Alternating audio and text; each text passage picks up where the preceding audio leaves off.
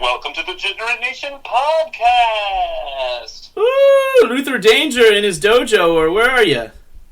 I'm in a cave, isolated from society, far away from the reaches of the dreaded coronavirus and the Rona folk. But I'm safe and sound in the bunker.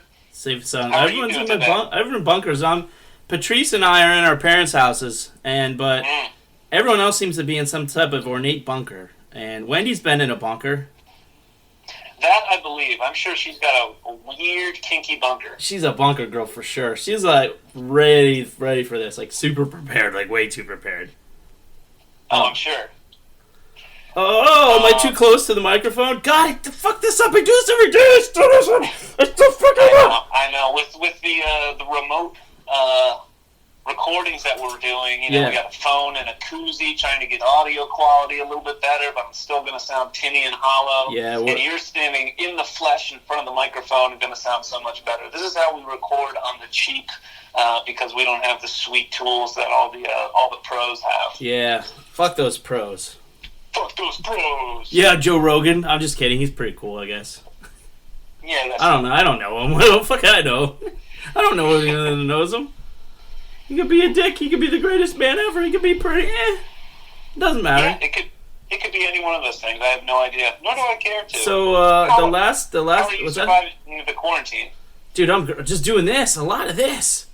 No one's listening. No one's listening out there. But No, that's all right. We're just just like normal, screaming into the cosmos. Although I did hear that you had hate mail, your first official hate mail that I know of, anyways. Oh yeah, you got to check out the episode. I fucking forgot which one it was already.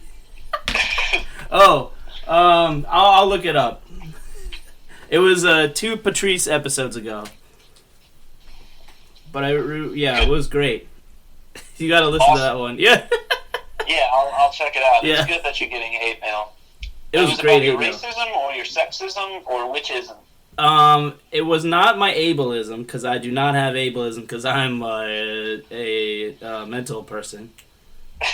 But it was about racism.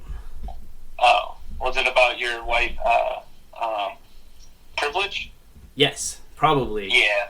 Yeah, that's a good one. There's not really a comeback to that, It's like, white privilege, You could be like, yeah. Cards, Yeah, you'd be like, you could be like, well, guess what, buddy? I'm aware of my privilege, and I accept it with open arms. And just be like, dig in, lean into it, as Sheryl Sandberg said. Lean in. Just lean in. So last time you and I were on, the nanobots were stealing all the penises around the world. Is yours still intact?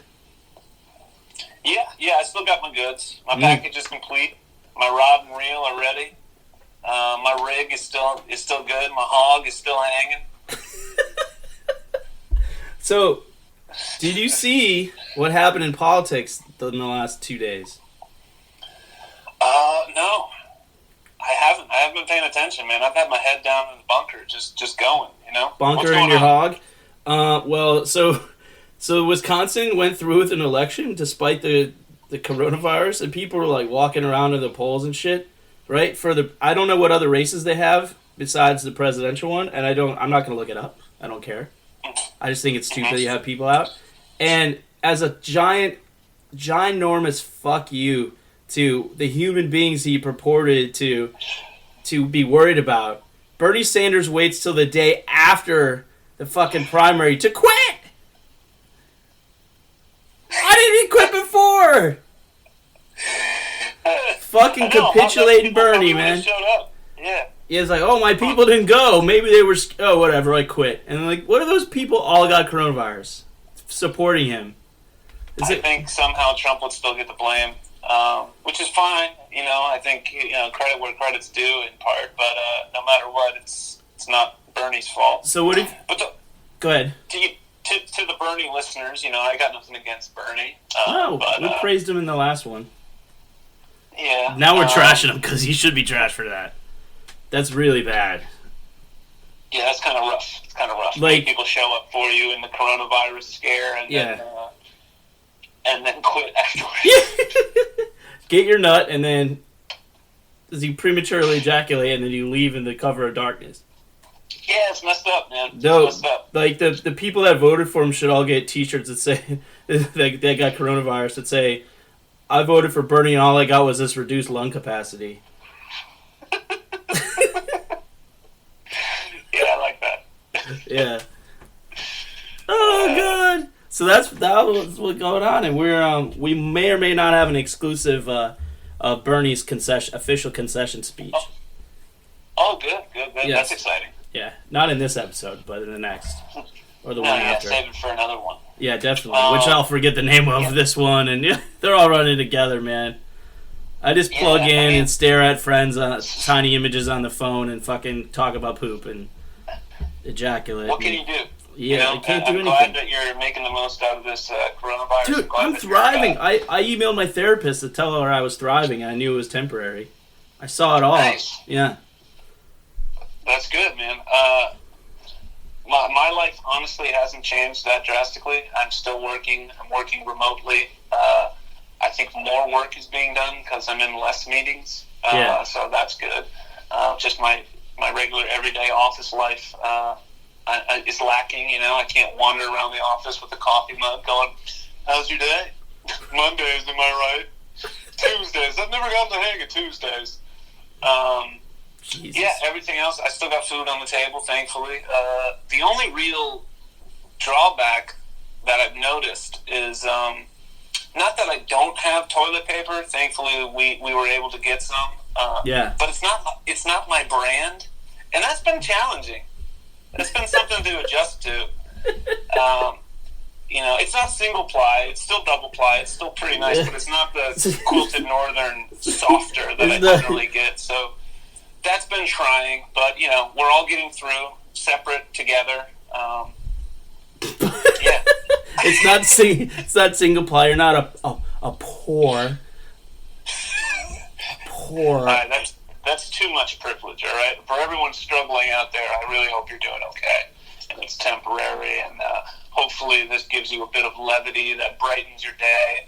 But let's be honest, no one's listening, so it doesn't matter. Yeah. I know that you're trending in Vietnam. That's great. I think Jakarta's still putting numbers in. Oh yeah, they're putting in work, man. They're putting in listens. Mm-hmm. Yeah. But it's actually not an uplifting thing at all ever, because we talked about it, I think, last night, or 2 nights ago, whatever day this is, that we are often the very last thing someone listens to before they're about to jump off a bridge. Ultimately, they decide not to because they fear that they might live. So, yeah. And then they walk back and play a different episode. Well, on the last podcast that I did with you, we talked about how you actually did reach somebody, our good friend of the show, Wendy, who actually listens and made a real connection out there, and that was genuine and exciting. Yeah. So, if you got through to one person, that's something, right? Angel, are you listening? Fucking email me, man. I keep telling you, email me again. I want your friendship, okay? I want it! Yeah. Hang in there, Angel. Keep listening. It gets better. It gets worse, but then it gets better sometimes. There's moments in every episode that I do with you. There's long trudges of mediocrity, and then one moment of brilliance. I feel like. Are you saying the nanobots was a brilliant moment, or the Forgotten 12? Yeah. I listened to that one back, and the Forgotten 12 was the standout moment for me. We still got to work on that script, man. I want some help on it. I agree, yeah. It's great. Were you smoking a cigar? Mm-hmm. Dang. Is it Cuban? No. Is it Salvadorian? No, it's cheap. I had to make a choice. Could I get nice cigars, or should I stockpile bad ones? So I chose to stockpile bad ones so that I had something. That is our new motto, quantity over quality. You hit it right on the cigar head. I'm in theme. That's great. Yeah, you are in theme. Yeah, you are in tune with us. You are on brand. Oh, we're branded content. Oh, good. That's good. We may or may not be banned from Pandora. They're going to be reviewing us to determine whether or not we are Pandora material. I don't think Pandora does podcasts, bro. Yeah, they do. If Imagine Dragons is Pandora material, then we can be fucking Pandora material. Okay? That's true. They sell out a lot of arenas, okay? Okay? Yeah, but you gotta write music so that you can appear, your song can be featured in a Call of Duty trailer, alright? That's the type of music that they write. Radioactive! That was actually pretty close. Yeah, that was pretty good. It's slightly distorted and choppy because we're FaceTiming, but it worked. It worked. Definitely. Oh, you'll be proud to listen to the musical one that we just recorded yesterday. Oh, can't wait. Yeah, it's good. It's called Stalker Mixtapes. Ooh, it's about music. The first episode that's about music since the Cannibal Corpse episode, so it's been a minute. That's right. We used to do featured artists, at least 16 seconds of featured music on a couple episodes. That was fun. We did, yeah. We should bring that segment back. We should get more formulaic about the podcast. Is this becoming a clip show? Segment. Are we so comfortable with each other that this is now a clip show today? I think it is. Fuck it, let's do it. Episode 120X, whatever we're at. Say 134, 135. Luther Danger's greatest hits. I found the Pancake House episode. Oh, that was a good one. That's that's top 5. Top 5 for me. Yeah. I have a good little May Rage Claw event that happened the other night. I've been growing out. I don't know if you can see it. I'm gonna get my face. You see mine, right? Them facial hairs that looks like shit. Yours looks like you could be like a 1940s like villain. Yeah, it's. I'm incapable of growing real facial hair. Or like an anti-hero or something. Shave. Yeah. So the other night, I was laying with May Rage Claw, and she brushed against my face and kind of made a smirk, and I was like, "Hey, look, if you want to do it, I'll go shave it off right now," because she doesn't like kissing me with this stubble that I have, this manly stubble. If you want to do it. Yeah, I'm like, if you want to do it, I'll go shave right now. And she took a pause and went, I don't know, maybe shave tomorrow. That's awesome. Oh my god, you got denied because of your facial hair? You can shave tomorrow. I'm not in the mood tonight. Yeah, don't bother shaving. I'm not gonna dangle you're not gonna dangle your facial hair, your clean shavenness over me for sex. Maybe that was a little bit short-sighted to attempt. Mm-hmm.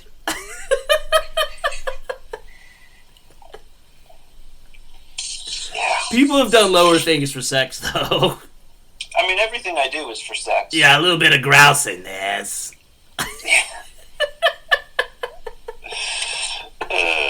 I mean, I've whored myself out before. Yeah, man. Oh, definitely. I'll do it again if given the opportunity. Absolutely. Somebody out there, give me the opportunity. Thank you. Not till June 10th in our state. I can get nudes before June 10th. Although I was reading that actor, comedian, Canadian superstar Norm Macdonald and a friend, and another friend from Canada have made a dating app that's just, you get the first date out, it's just a video date, and it's called the Elimidate. You can have 10 Eliminates in one night from the comfort of your couch before you actually have to go and meet the person. I will sign up with that. Yeah. I forget what it's called. Loco. L-O-K-O. Ooh. It's not called Eliminate. It's called Loco, like Four Loco?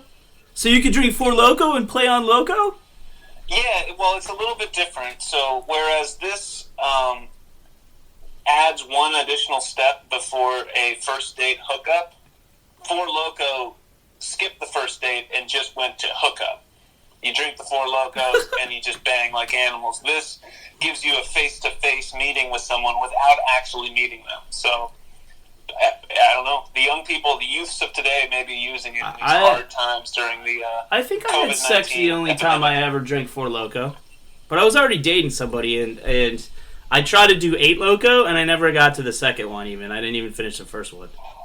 Because I was like, 8 Loco, yeah, I'm so crazy, I'm 28, or 29, LA, Los Angeles, California, party capital of the United States and the West Coast, Los Angeles, California.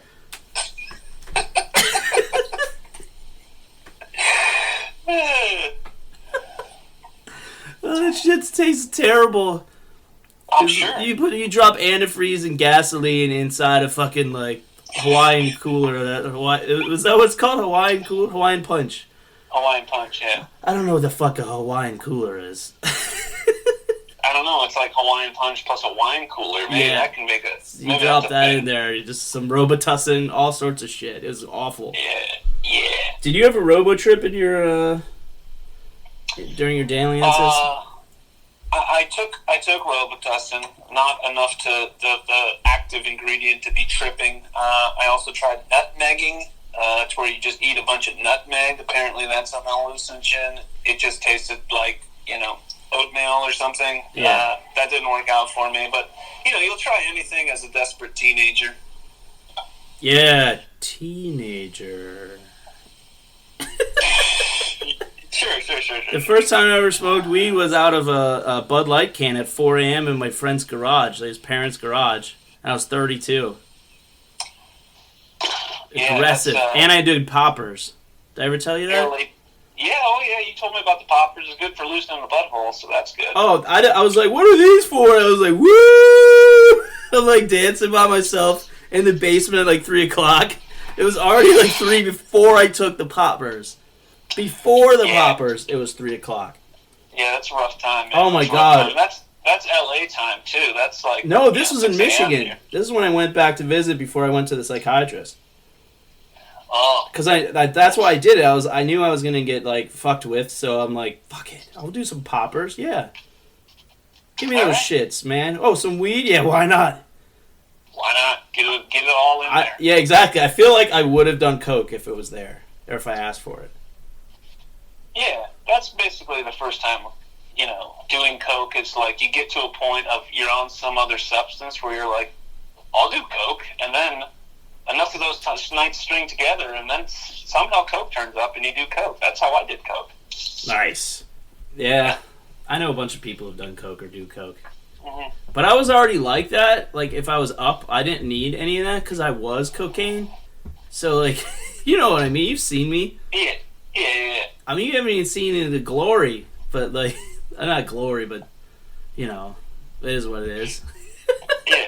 But I remember he fucking had that. It was right before I went back to, moved to Los Angeles, New Year's party. It was, like, seriously, like, 15 days before I moved. And it was at your friend's house, your friend's dad's house. And the dad's, like, sitting there, like, watching TV all nonchalant or, like, dead or something. He always looked like a corpse when he's just sitting there fucking watching TV. You know what I'm talking about. Oh, you know the guy. Accurate. Your friend fingered some girl's butthole, like, in front of everybody. I got super drunk and tried to take the champagne bottle with me into the car, into your car, and that I was encouraged to leave it behind, and I was upset about it. Then I took my phone out, and I was like, there was this girl that I was friends with that I always had kind of a thing for, and I was like, I'm gonna text her something in my head. And I was like, I'm laughing. You guys are, what the fuck are you laughing at?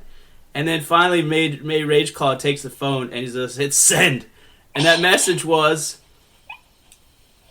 I kind of want my sperm in you. 2010. That's poetry, man. It's beautiful. Right? That was my first official poem. Yeah. Did you get your sperm in her? Nope. My friend did. Did you talk to her ever again? Yeah, we're friends. Oh, good. It was laughed off. It was fine. Nice. I never said anything about it. That's why it worked. Yeah, that's the best case. You just ignore it. Well, yeah, because okay, like, how would you get out of that situation if you had already sent that message? The next day, when you're looking through your phone, or the next time you talk to her, you go, hey, you never responded to my message. That's all. What happens next? Yeah, Yeah, you never replied. You never got back to me. I want my sperm in you. Just own it. Yeah, I really want my sperm in you. Yeah, man, 100 no's is a yes, you know? Was it artful? No. Do I want it? Yeah. So, can I get my sperm in you? Yeah. I was like, okay, not sperm, cum. I mean, okay, load. I mean, damn it. I want to get you pregnant. Yeah, just let me get 5 minutes in it. Let me get that baby bump. Let me form that shit. Little anthill, man. Right on your tummy tum.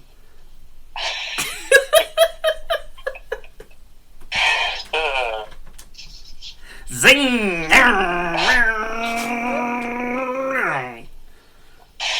So I'm reaching the point in the podcast where I start thinking, this isn't our best work. That's where we power through. Usually. Yeah. Usually, yeah. I'm assuming we're at the 15, maybe 20-minute mark. You called 20. It's at the 21-minute mark. Yeah, there you go. So that's generally the point where I'm going, have we done enough? Did it come out good? And I start thinking and go, no, it's not good. I don't think we've done enough. I think we're not there yet. Yeah, generally, exactly. We hit that 25-minute, and that's where lightning strikes. Exactly. Let's just fucking wait it out. Let's have 4 minutes of silence. So you gotta scoot back from the mic, because I'm gonna sound quiet and you're gonna sound loud as shit. Well, I'm just so excited. I know, you're amped. I see it. I see it in your posture. You can't hold still. I want to do it. Oh, turn me loose. Something's bubbling underneath the surface. Turn me loose. Turn me loose. Passphrase, like your Winter Soldier, that I have to say some sequence of words that gets you to erupt and turn into a killing machine. Oh, the Manchurian Candidate ripoff? Huh? The Manchurian Candidate ripoff kind of thing? I'd like to know which one came first. Manchurian Candidate was like 1967. I don't know when Winter Soldier's first appearance was, but it might be around that time. I'm not as deep into Marvel Comics lore as I am with DC Comics. Well, you know that we can now earnestly tag Marvel and DC in this episode? Well, I mean, yeah, why not? We just mentioned them. Yeah. You want me to do 30 seconds on each of them? No. No, okay. No, I want you to tell me about the MCU. Tell me about why I should actually watch Tiger King. Oh, Tiger King. So, I don't know if you should watch Tiger King, but I can promise you this: if you start watching Tiger King, you won't be able to look away. Like a car crash. It's like a car crash. It's like a 80-car pileup. You think after the first episode, like, it ain't gonna get weirder than this. No, it just continues to get weirder and weirder and weirder. So you're saying and weirder. That show has something in common with the Generation podcast? Yeah, I think it does. I think it's worth watching. You watch a few minutes, and if you think this might be something I'm interested in seeing, give it a few more minutes, and then by that point you're going to want to watch the rest. I wasn't that into it, but I couldn't stop watching it. Am I going to mainline Twizzlers and then fucking just watch a binge of it? Just all of them at once? 7 hours, yeah, right? I highly recommend it. Or it's like 5.5 hours long because of the 45 minutes. You're going to come out a changed man. Like, my diaper changed, or? You might. I mean, you're gonna laugh. You're gonna. I won't say cry. You might. You probably won't.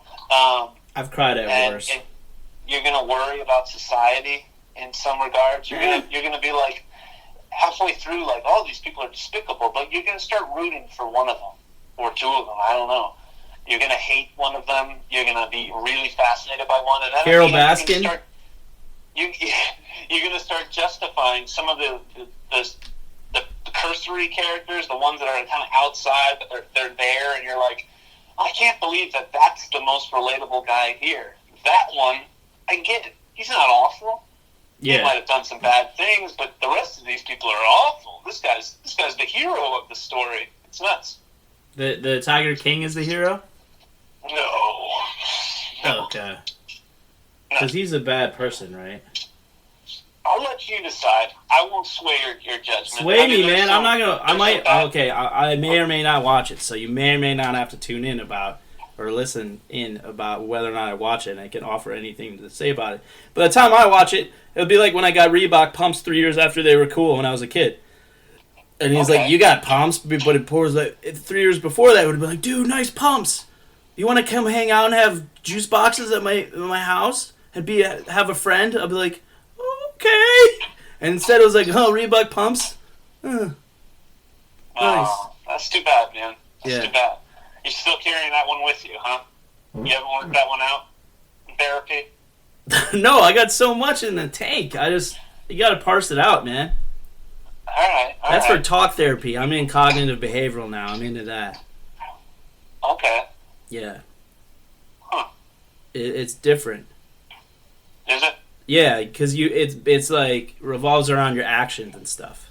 It's thoughts and actions, linking thoughts and actions, and like learning to rewire your brain. Yeah, learning to not judge thoughts as badly as quickly. Like there's no bad thoughts.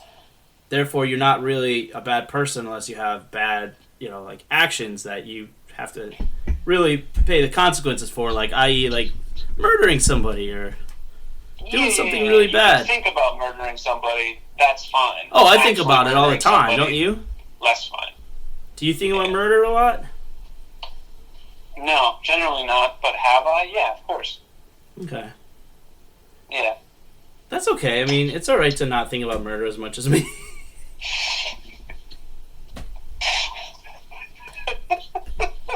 Murder!